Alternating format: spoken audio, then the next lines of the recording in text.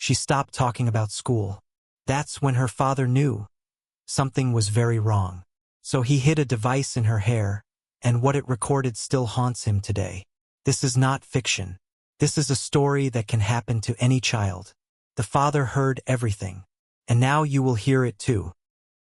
In the quiet town of Maple Creek, a seemingly ordinary family was beginning to experience unsettling changes that defied explanation.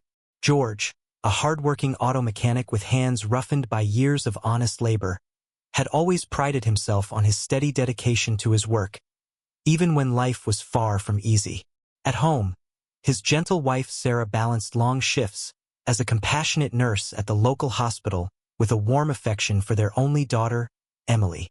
Once the vibrant center of their small, humble household, Emily, now 9 years old, had formerly filled their days with chatter, laughter, and boundless curiosity. But in recent months, something had shifted. At first, it was subtle. A saddened look in Emily's eyes, a quieter voice at dinner, and an uncharacteristic hesitance when answering simple questions about her day at school. Sarah, ever the caretaker and believer in the natural ebbs and flows of childhood, chalked it up to a sensitive nature, a byproduct of a demanding school environment and the pressures of growing up. She would offer gentle reassurances to George. Maybe she's just tired or overwhelmed. Yet, George's instincts, honed by decades of watching over his family, whispered that there was something far more disturbing hidden beneath Emily's quiet exterior. Every afternoon, as Emily returned from school, George noticed a peculiar heaviness in her small steps, a hesitance that seemed to mask an invisible burden. Her once bright eyes had taken on a distant look, and she rarely mentioned the playful details of her school day that once delighted her parents. Instead, she offered only short, evasive answers, her smile fading as quickly as it appeared. At school, her teachers dismissed her behavior as mere sensitivity, refusing to acknowledge any deeper issues. She's a delicate child, they said, just a bit more emotional than others. Yet, George's heart sank a little more with every passing day. He suspected that what they labeled as sensitivity might be something far more sinister. At home, the transformation was undeniable. The once lively dinner table, usually filled with the hum of daily anecdotes and the aroma of hearty home-cooked meals, had grown silent and heavy. Sarah's soft reassurances did little to dispel the growing anxiety that gnawed at George's insides. He remembered how, just a few short months ago, Emily's laughter would echo through their modest living room, an innocent, radiant sound that now seemed only a distant memory. Late one rainy afternoon, with the streets cloaked in the melancholy of a failing day, George sat alone in the dim light of the garage. The rhythmic pitter-patter of the rain against the window only amplified his brooding thoughts as he replayed in his mind the subtle signs he'd observed. The cold, frightened glances, the involuntary shiver when she passed by an empty hallway, and a silence that seemed almost conspiratorial. George's concern was not without reason. Deep within him, an inexplicable dread took root, a premonition that the changes in his daughter were not solely the result of ordinary childhood anxieties. Instead, he began to suspect that something far more troubling was unfolding, something hidden behind the facade of a safe, nurturing school environment. His heart ached at the thought that his vibrant little girl might be caught in a situation where no one was listening, where her silent pleas were being disregarded by those entrusted to care for her. As darkness settled over Maple Creek, painting the sky with hues of purple and indigo, George made an unspoken vow beneath the weight of his worry. He would not stand idly by while an unseen danger threatened his daughter's well-being. In that quiet, oppressive moment, as the winds moaned outside and shadows lengthened in the corners of their modest home, George resolved to uncover the truth, even if it meant challenging those in power. The love for his daughter burned fiercely within him, promising that no secret or unkind force would go unchallenged. Unaware that his decision would soon lead him into a labyrinth of hidden horrors within the very institution meant to nurture and protect its young, George steeled himself for the long, uncertain road ahead. His intuition had awakened a determination that would ultimately unravel a frightening mystery, one that could change not only Emily's fate but the lives of countless children in Maple Creek. The following morning, as pale sunlight filtered through the tall windows of Maple Creek Elementary. The school itself buzzed with the everyday chaos of youthful energy. In crowded hallways lined with colorful artwork and motivational posters, children chattered excitedly about weekend plans and class projects. Yet in one quiet classroom at the far end of a quiet corridor, little Emily's presence was markedly subdued. Once a bundle of infectious laughter and earnest curiosity, the 9-year-old now sat in a corner with her eyes fixated on the front wall. The merry chaos of her classmates formed a distant hum around her as if she were in a world apart, one of fear and uncertainty that no one else seemed to notice. Her teacher, Ms. Thompson, a kind but overworked woman with little time for erratic behavior beyond the usual classroom disruptions, offered only perfunctory concern. When Emily hesitated to answer questions or flinched at the sound of the school bell, Ms. Thompson would murmur, "She's just a very sensitive child," before moving on with the day's lesson. No one probed deeper into the reasons behind her silence. Even when Emily's hand trembled during group discussions, or when she sat curled up on a corner rug during recess, her quiet distress was dismissed as typical shyness. The once vibrant chatter in class was replaced by a furtive glimmer of worry in Emily's eyes, a secret struggle that remained hidden behind forced smiles. Between classes, Emily would wander the school corridors with head down and shoulders slumped, as if carrying a heavier burden than any child her age should bear. Faint whispers among other students hinted at strange occurrences, but in the sanitized atmosphere of the school, such murmurs vanished quickly into silence. Instead of the nurturing environment it was meant to be, the halls of Maple Creek Elementary began to feel like an echo chamber where subtle fears and unspoken secrets festered behind painted smiles. The indifference of the teachers and staff, so focused on maintaining order, inadvertently cast a chilling shadow over what should have been a safe haven for learning and growth. That morning, as the final bell rang and children cascaded out of the classrooms into the bright afternoon, George found himself anxiously waiting by the school entrance.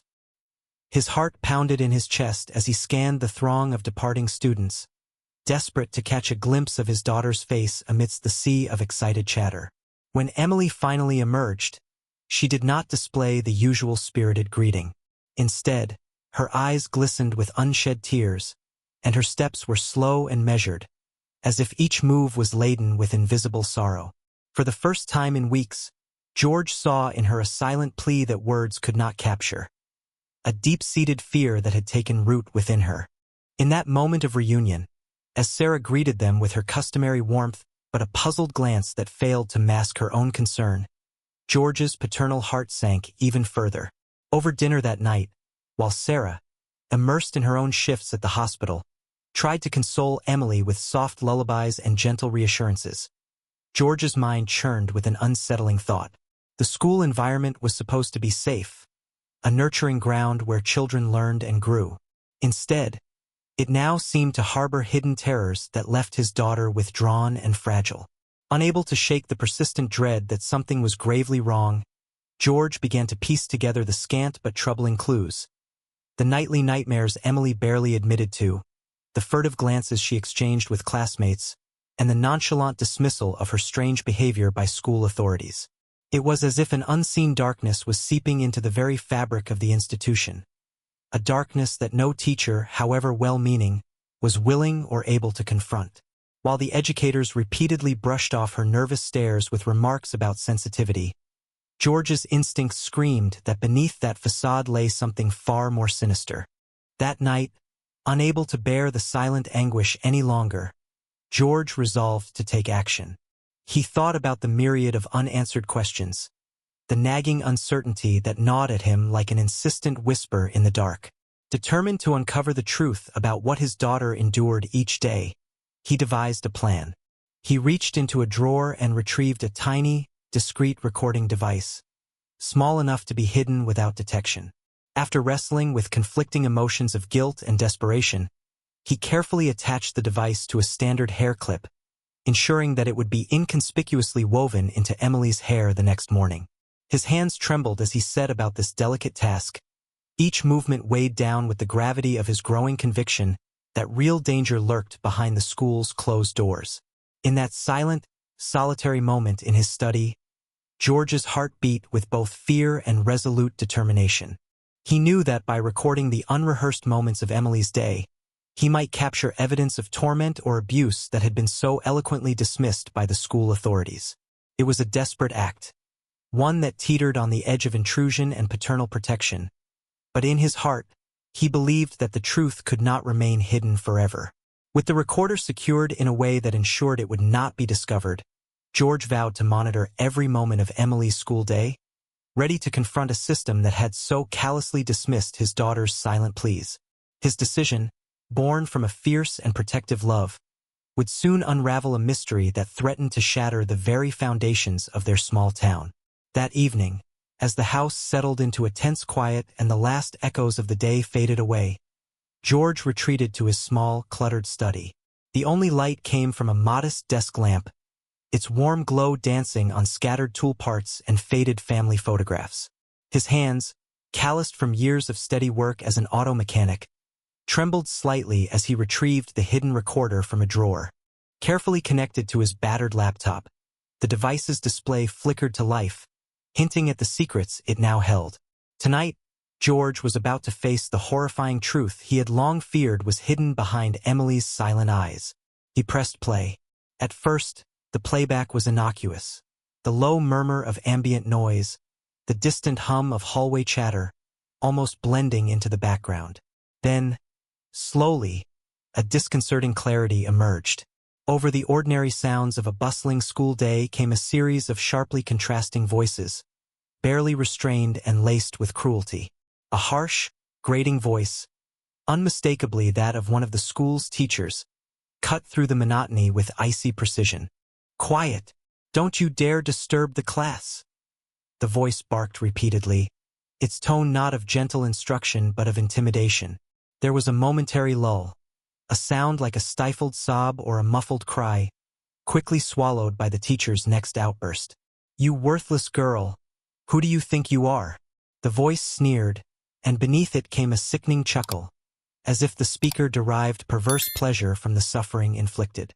Between the orders and insults, George distinctly heard what sounded like softly whispered threats, a sinister promise that any further display of vulnerability would be ruthlessly punished.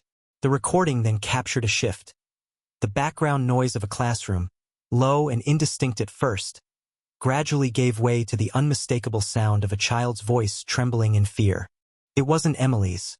It was a softer, quieter sound, almost as if a classmate was trying desperately to plead for mercy. The voice was choked with distress, as if it sought to escape into silence. In one particularly harrowing moment, the teacher's voice rose in anger. "If you cry again, I'll make sure you're never allowed back in this room." A long, lingering pause followed, punctuated only by the soft, terrified sniffles of a child and the rustle of papers sliding across a desk. George listened, heart pounding, as the tape continued. The audio held a montage of abuses, a cycle of humiliation, demeaning orders, and the steadily increasing pressure that clearly pushed a young mind to the brink. There were brief instances of forced laughter, as if the teacher mocked the children's pain with a cruel mask of feigned joviality. Every word, every inflection, was a raw exposure of an environment that should have been safe but had instead morphed into a crucible of fear. As the recording ended, the silence that followed was deafening. George sat motionless, his eyes fixed on the dark screen, as if willing it to replay the horrifying moments again. The evidence was irrefutable and the weight of it nearly overwhelmed him. His instincts, his very soul, screamed that his daughter's transformation was not just a phase. It was the result of something deeply wrong happening daily within those school walls. Barely able to shake off the shock, George hurried into the living room where Sarah sat quietly reading, her nurse's fatigue evident in the gentle slump of her shoulders. His voice, usually steady and firm, cracked as he spoke. "Sarah, I listened to the recording." He handed her the recorder, the device now a bearer of anguished testimony. With trembling fingers, Sarah pressed play, and as the harsh teacher's voice filled the room, a pained gasp escaped her. Tears welled in her eyes as she listened to the cruelty directed not just at one child, but seemingly at several voices lost in a tide of fear and neglect. "It's worse than we ever imagined," she whispered, her voice breaking. The realization that Emily's increasing silence was not due to mere schoolyard troubles, but was symptomatic of a calculated abuse sent shock waves through both of them. In that moment, their shared despair turned into a steely resolve. Questions raced through George's mind. How many children had suffered this silent terror? Why had no one raised their voice? And why did the teacher's calming reassurances only serve to mask the pain? His inner anger and grief mixed with a paternal determination to protect his daughter at all costs. The evidence in that recording was a damning indictment of a system that had chosen indifference over intervention. Sarah, wiping away tears, gently cradled George's hand. "We need to show someone this," she said, her tone a balance of sorrow and resolve. Yet, even as they contemplated reaching out to the authorities or demanding answers, a daunting barrier loomed. A system reluctant to listen to the anguished cries of its most vulnerable members. That night, as the soft ticking of the clock echoed through the silent house, George sat alone once more at his desk, the recording still playing faintly in his mind. The harsh words and pleading sounds had not just shattered his sense of safety but ignited a fierce desperation. With every replay of that agonizing audio, the conviction grew that something had to change, and soon, the terror captured on that tape would no longer remain a hidden secret. It had to be the spark that illuminated the dark corridors of neglect and abuse, the undeniable proof that compelled action. In the silence of the night, beneath the weight of a truth too terrible to ignore, George vowed that he would not let the suffering continue unchecked. He would gather every fragment of evidence, reach out to other parents, and make sure that their voices would finally be heard. The day after George and Sarah listened in horror to the damning recording, a heavy silence settled over their home. A silence filled with both dread and the fierce need to act. Determined to confront the injustice that had infected their daughter's school, George resolved to take the next step, to meet with the school administration. Early the following morning, with a mixture of apprehension and trembling resolve, he and Sarah set out for Maple Creek Elementary. Clutching a printed transcript of the audio, George was determined to force the administration to acknowledge the hidden abuse. At the school's front office, the atmosphere was strangely indifferent. The polished reception desk, manned by a receptionist who barely looked up as they approached, seemed designed more for processing forms than for hearing anguished pleas. When George politely requested a meeting with Principal Harwood, he was informed in a brisk tone that the principal was busy with urgent matters and would see them later. After a long wait, during which Sarah's growing anxiety was evident in her soft, worried murmurs, they were finally ushered into a cramped office dominated by bland motivational posters. Principal Harwood, a middle-aged man with tired eyes and a rehearsed smile, listened to George recount the details of the recording. Yet every time he tried to press for more specifics, the principal deflected with vague assurances that all claims would be investigated, and the children's well-being was our utmost priority. But his eyes betrayed little commitment, only an implacable avoidance. Frustration turned to desperation as George realized that their solemn warning was falling on deaf ears. The school administration's dismissive responses confirmed his worst fears, that the system was entrenched in denial. Determined not to let their daughter continue suffering in silence, George insisted on taking further action. Together, he and Sarah documented the meeting's lackluster responses, their voices echoing in a room that felt cold and uncaring. With the transcript and hastily scribbled notes in hand, they left the office feeling both enraged and isolated. That evening, at a modest kitchen table lit only by a single overhead light, George reached out to a few other parents he had come to know during drop-off times at school. Over hushed phone calls and whispered conversations at local gathering spots, he discovered that he was not alone. Several parents admitted that their own children had exhibited signs of distress, vague hints of fear, nightmares they couldn't fully articulate, and subtle changes in their behavior. Yet, much like his situation with Emily, these concerns had been met with quiet dismissals by teachers and administrators alike. One parent, trembling as she recounted her child's tearful account of being told to be quiet, confessed that she was too afraid of reprisals to speak up in public. Another recalled a chilling incident where a classmate's sobbing was swiftly hushed with an imposing glare and a curt, stop crying.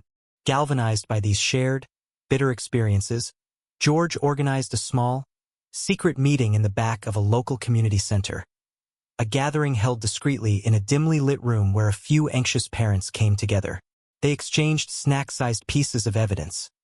Written statements, anxious voice recordings, and tear-stained letters detailing their children's experiences. The meeting was charged with a mixture of solidarity and fear.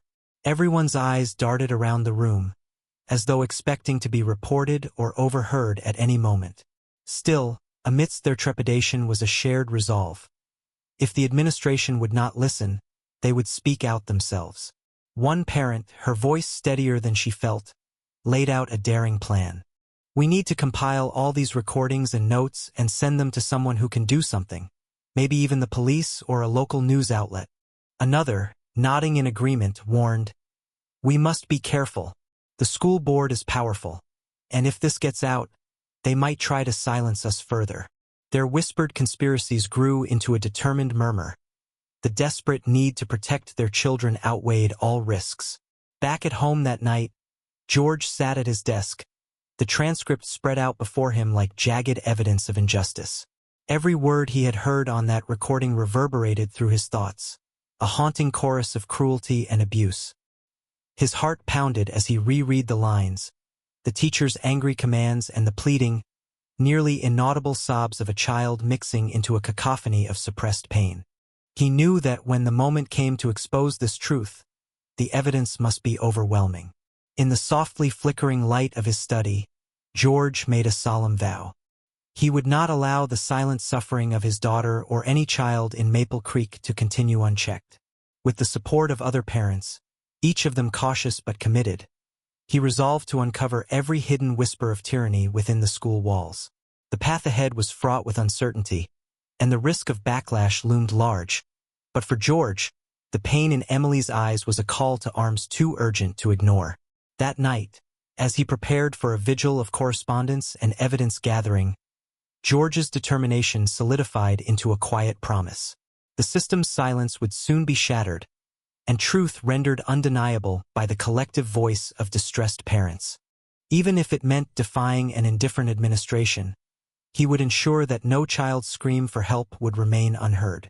In the days that followed the tense meeting at the community center, the simmering atmosphere of collective despair began to spill over into personal anguish.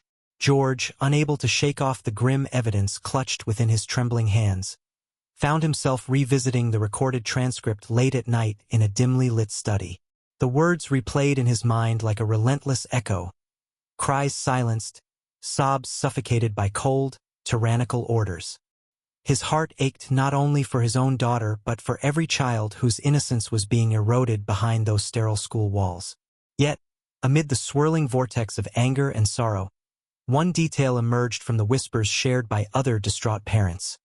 A secret so chilling that it threatened to shatter the fragile hope they clutched onto. During one of the small, hushed gatherings in a cramped back room at the local community center, a mother with tear-streaked cheeks and haunted eyes finally broke her silence. "My daughter Lily," she began, voice unsteady. "She hasn't come to school for weeks now. No one talks about her. We were told nothing happened, but I know something is terribly wrong." Her confession was met with a heavy, shared silence that rippled throughout the room. One by one, parents began to recall hushed mentions of a student's disappearance. A girl whose cheerful voice had once filled the classroom, whose absence had been quietly, but deliberately, ignored by teachers and administrators alike. That evening, as the orange glow of a fading sunset seeped through the living room window, George found himself seated opposite Emily at their modest kitchen table. He had gently prodded his perceptive daughter with soft, coaxing questions about her day, questions that trembled between routine curiosity and desperate interrogation. At first, she offered only her usual brief, evasive replies. But as the conversation wore on and her eyes glazed with an emotion too heavy for a child so young, Emily's voice dropped to a near whisper, a sound filled with the weight of secrets. "Dad, there's something I haven't told you," she murmured. Her small face, usually so animated at the retelling of schoolyard stories, was now etched with sorrow. One of my classmates. She disappeared a few months ago. I heard whispers. Someone said she never got picked up by her parents again. And then, no one ever talked about it afterward. The air in the room seemed to still, including George's panicked heartbeat, as he sought to process the revelation. It was as if the gentle unfolding of a hidden tragedy had transformed the familiar shape of their day into something ominously unrecognizable. George's mind raced with a terrible litany of questions. How could an entire school dismiss the disappearance of a child without stirring any concern? Why had no teacher or administrator mentioned anything about Lily, or whoever the missing child might be, to any of the parents? Suddenly, the simple narrative of bullying and neglect that he had been forced to confront expanded into a sinister tapestry of systemic failure and deliberate silence. Emily's trembling voice, laden with the innocence of a child struggling to articulate incomprehensible horror, had exposed a secret that many had chosen to bury. In that moment, George felt the weight of not just a personal betrayal, but of a community that had collectively failed its most vulnerable members. That revelation ignited a fierce internal battle within him. The protective instinct that had driven him to surreptitiously record Emily's daily world now burned with an urgency to expose the deeper rot at the center of Maple Creek Elementary. Every recorded fragment of cruelty was compounded by the silent horror of a missing child. Over the next few sleepless nights, George pored over every scrap of information he had gathered, including the previously captured audio and the whispered accounts from other parents, fusing them together into a grim narrative of abuse and a calculated erasure of truth. Torn between apprehension and determination, George crafted dozens of feverish notes that detailed the chilling patterns he had observed and, most crucially, pointed to the unspoken tragedy that had haunted the school's corridors. Meanwhile, Sarah, her steady heartbeat marred by the dual burden of her own reprisals at work and the agonizing fear for her daughter, lent her support in every way possible, gathering written testimonies from other parents as they met in secret. Her pragmatic compassion merged with George's raw fury, strengthening a resolve that no longer catered merely to exposing bullying. It was now a clarion call to unveil an unforgivable cover-up. That fateful confession by Emily, and the subsequent murmurings among the parents about a girl that had simply vanished without explanation, turned their mission from one of desperate pleas for better treatment into a combative crusade to hold an entire institution accountable. No longer could the dismissals of sensitive child's issues by school authorities be accepted at face value. Instead, they were the gaping cracks in a facade that concealed a far graver, systemic nightmare. As the night deepened and the collective grief of those who had been neglected in silence crystallized into determined anger, George sat at his desk with a resolute expression, clutching the recording device, a silent witness to the cruelty and now the harbinger of deeper secrets. He vowed to piece together every bit of evidence and every whispered memory. The truth about what was happening in that school had to see the light of day. His role as a protective father had now taken on the weight of a moral obligation not only to save his own daughter but also to restore justice to all those who had been silenced, even if it meant challenging the very foundations of an unyielding system. In that electric moment of mingled despair and hope, as the clock ticked relentlessly forward, George's determination shone brighter than ever. He could not, allow the disappearance of a single innocent child to be ignored, not now, not ever. The silent tragedy was about to speak volumes, and George was ready to listen and fight with every fiber of his being. The following morning, with a pall of apprehension thick in the air, George sat at his kitchen table reviewing the evidence his small community of parents had painstakingly gathered. In addition to the gut-wrenching recording of the abusive teacher, whisperings had reached him of an even darker element. A secret conversation that spoke not only of cruelty but of an intentional cover-up.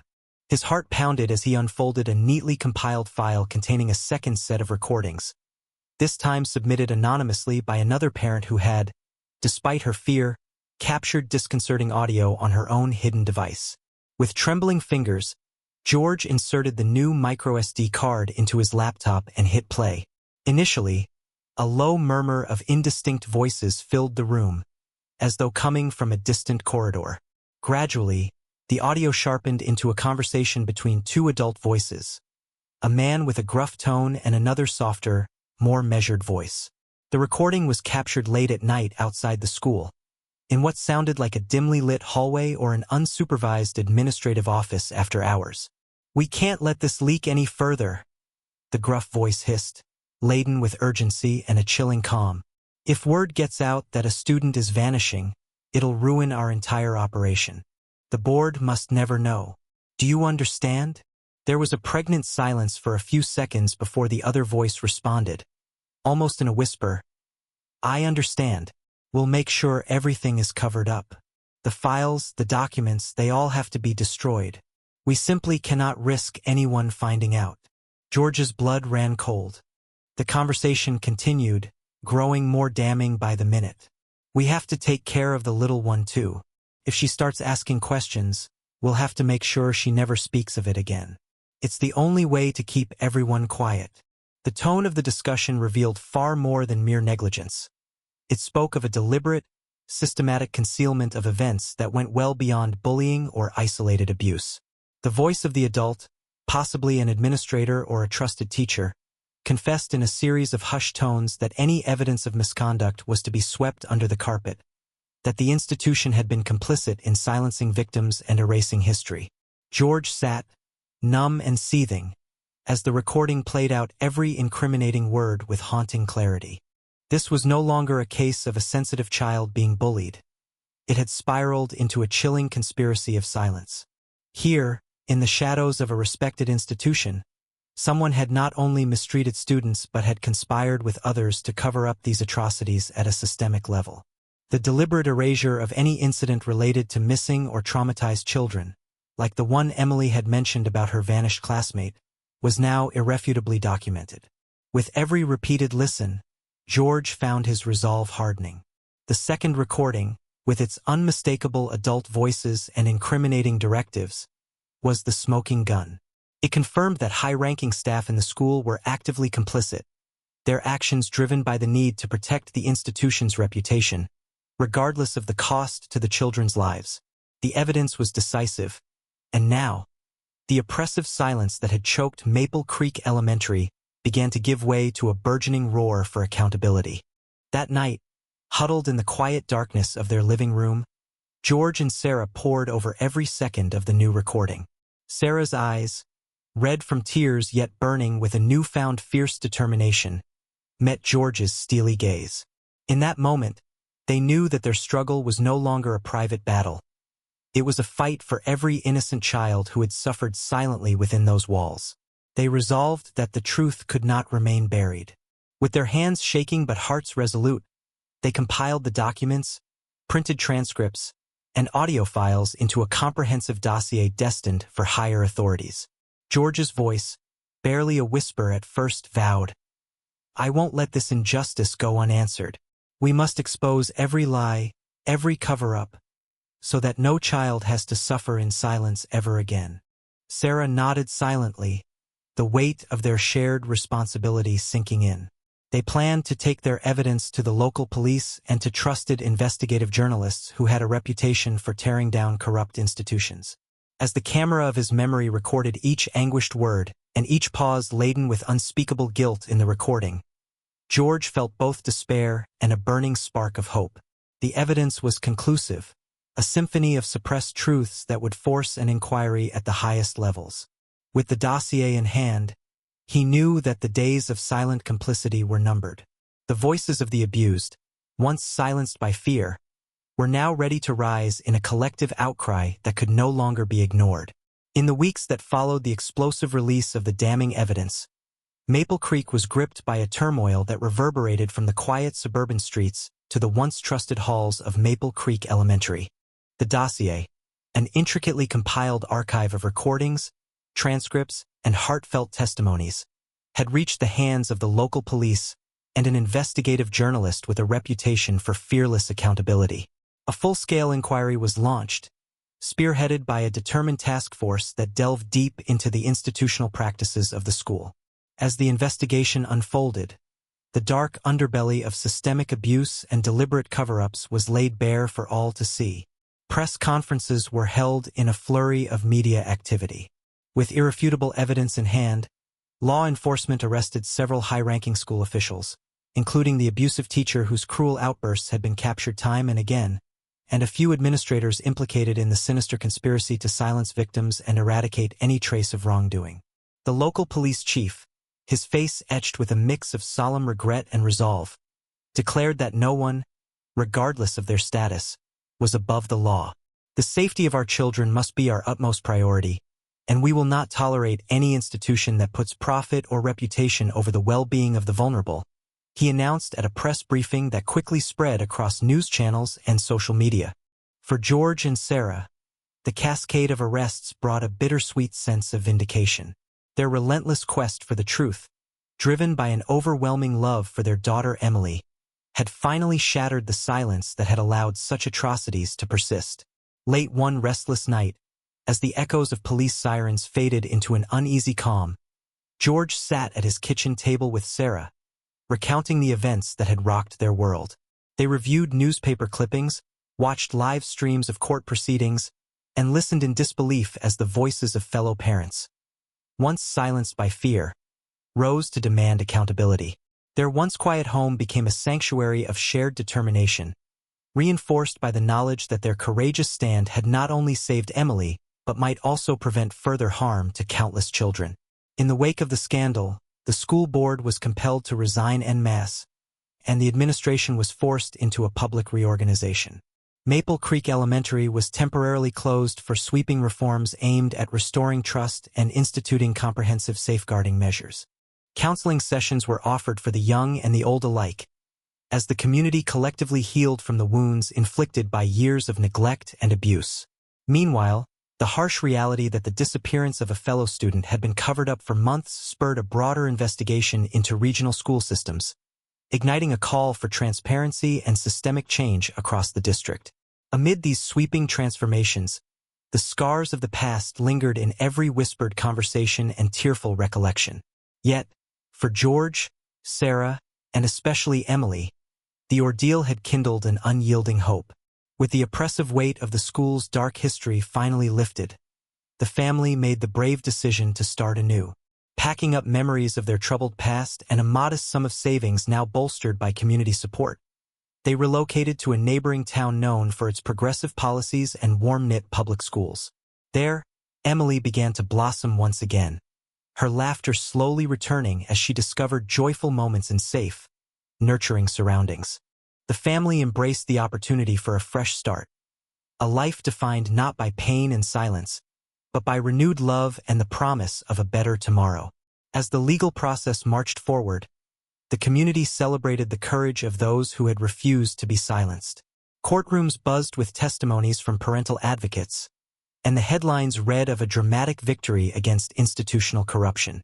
George, whose once quiet determination had become a driving force for justice, found solace in knowing that his actions had sparked a movement that would resonate far beyond the borders of Maple Creek. His tireless pursuit of truth had not only shielded his daughter from further harm, it had empowered a whole community to demand better for their children. In an emotionally charged final hearing, those responsible for the abuse and subsequent cover-up were sentenced to lengthy prison terms. The subsequent closure and overhaul of the school symbolized not just an end, but the beginning of a long-overdue era of accountability.